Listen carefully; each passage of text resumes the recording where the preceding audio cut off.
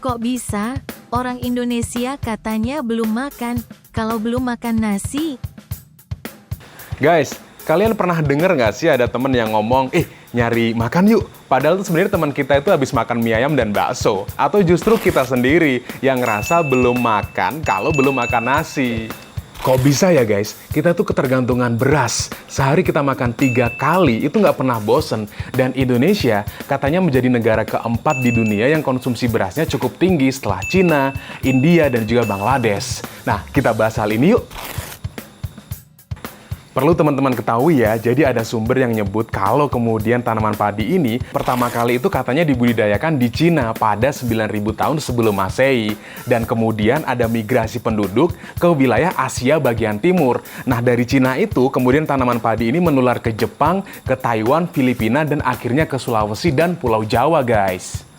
Selama masa penjajahan Belanda di Indonesia, pertanian padi ini sangat benar-benar difokusin. Tanah-tanah yang subur itu kemudian dikuasai oleh para tuan tanah Belanda, sehingga orang-orang pribumi ini itu diarahkan agar nanam padi saja. Nah, kondisi inilah yang akhirnya meningkatkan konsumsi beras di kalangan orang-orang Indonesia dan menjadi makanan pokok utamanya. Lalu setelah kemerdekaan Indonesia, konsumsi beras itu terus meningkat, guys.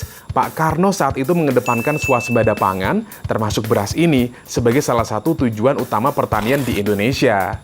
Nah, di era kepemimpinan Pak Harto juga sama, guys. Pak Harto saat itu juga bikin kebijakan revolusi hijau untuk meningkatkan produksi pertanian, termasuk beras ini. Nah, program ini itu mencakup penggunaan varietas padi yang lebih unggul, kemudian penggunaan pupuk dan juga pestisida, serta pengembangan infrastruktur pertanian.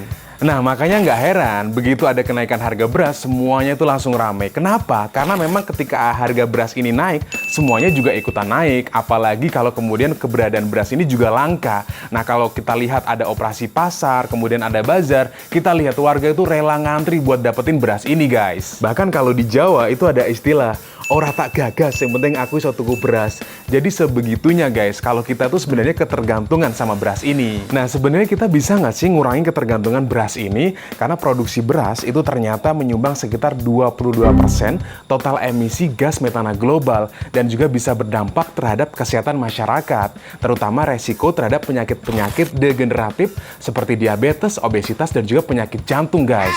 Sebenarnya, usaha buat ngurangin ketergantungan terhadap satu jenis pangan ini sudah dimulai sejak Orde Baru. Pada dekade 1970-an, pemerintah Indonesia saat itu menggencarkan kampanye diversifikasi pangan untuk meningkatkan gizinya masyarakat. Namun upaya ini tuh terbentur dengan program swasembada beras yang menjadi fokus pemerintah saat itu. Ya, akibatnya kebijakan ini itu tidak pernah berhasil menurunkan konsumsi beras di Indonesia. Kebijakan diversifikasi pangan ini sebenarnya sangat baik kalau diikuti dengan keseriusan pemerintah untuk mengembangkan teknologi pengolahan pangan non-beras. Jadi nggak bisa cuman pakai slogan dan instruksi presiden saja.